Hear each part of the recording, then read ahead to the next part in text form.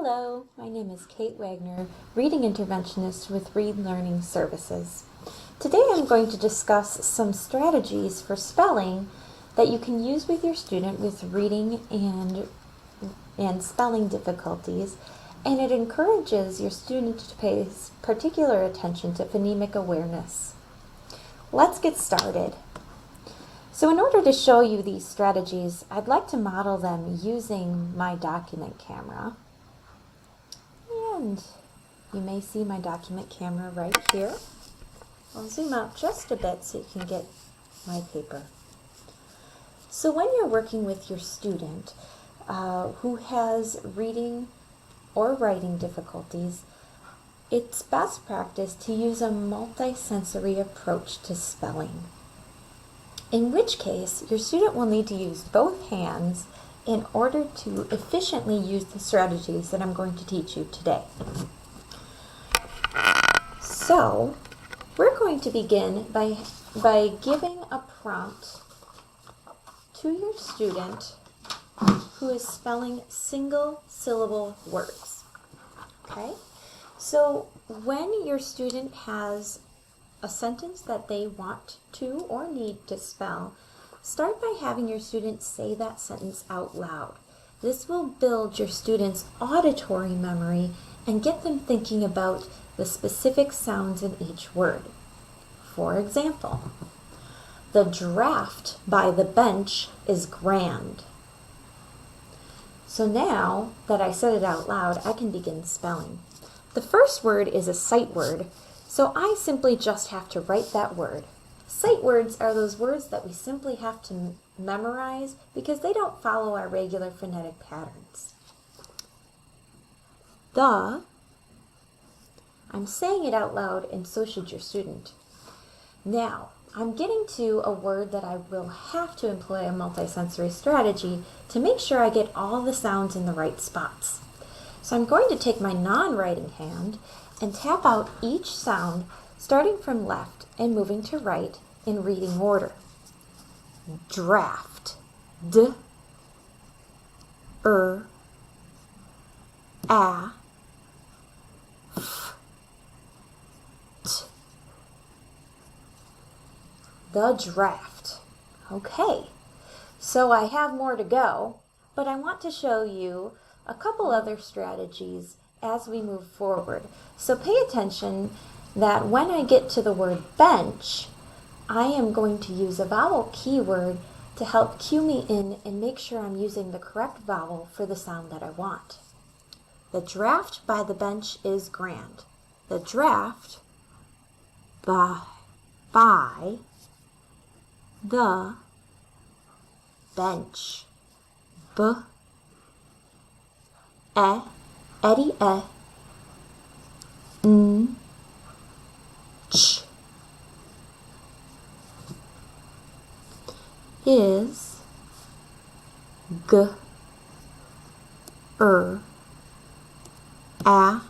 apple n, d. Oop, I just ran myself out of room. All right. So you'll notice that I used two different keywords, and I used these keywords to solidify and reinforce the correct vowel for the sound I wanted. So I used a keyword here for the vowel E, and I used a keyword here for the vowel A. These keywords would be pre-taught with your student in a systematic way using whatever program that your student is using at that moment. The last step to spelling is reading the sentence exactly how it's written to make sure everything is how the student wants it to be and all the right sounds are in the right spot. Often I notice that students will read the sentence how they think it ought to be, but they're not looking specifically at what they wrote down. So make sure you're cueing your student into every sound that they wrote on the page. Here we go. The, d, a, f, t, draft by the b, e, n, ch, bench is g, a, n, d. Grand, grant. Last but certainly not least, let's make sure I have both a capital letter and punctuation at the end of my sentence. Now this may seem tedious, but recognize that these strategies will come quicker and quicker to your student, and eventually they may build some automaticity as they get more consistent with their phonemic awareness. Now that your student has demonstrated proficiency with spelling one-syllable words using the touch and say method demonstrated earlier, now you can move on to working with your student on splitting up multi-syllable words within sentences.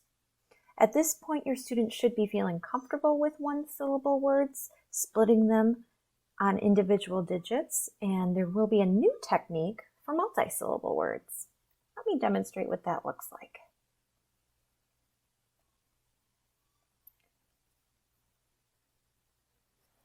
Just as before, I'm going to give an example sentence after I demonstrate the technique with a single word.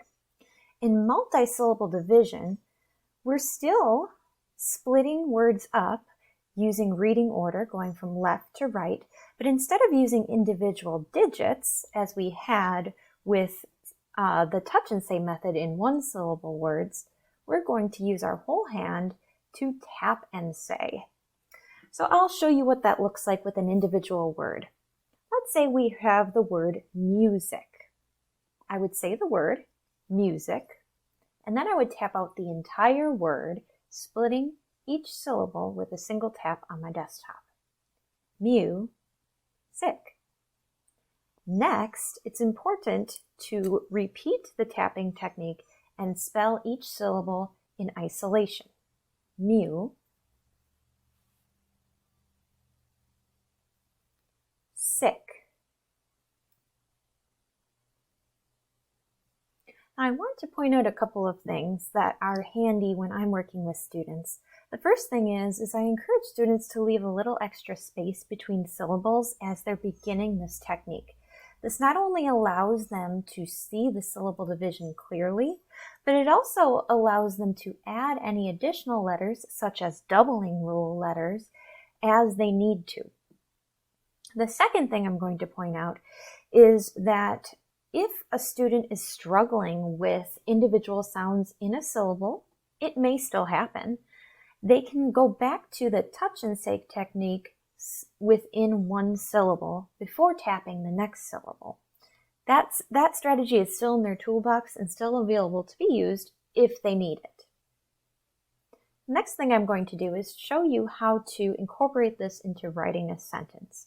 Now, one-syllable words will generally be generalized at this point, and your student shouldn't have to use individual tap and say, touch and say technique when they're doing this.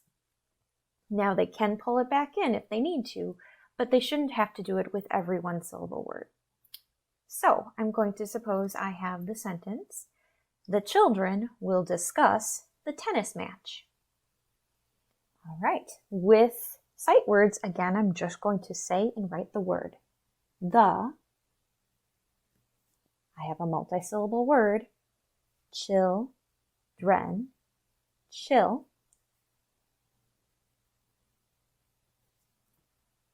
dren,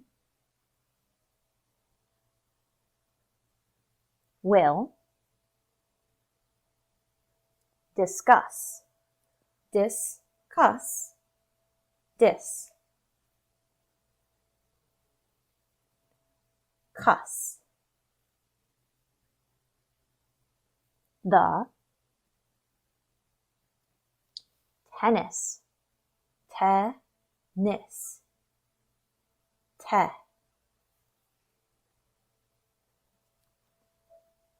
nis,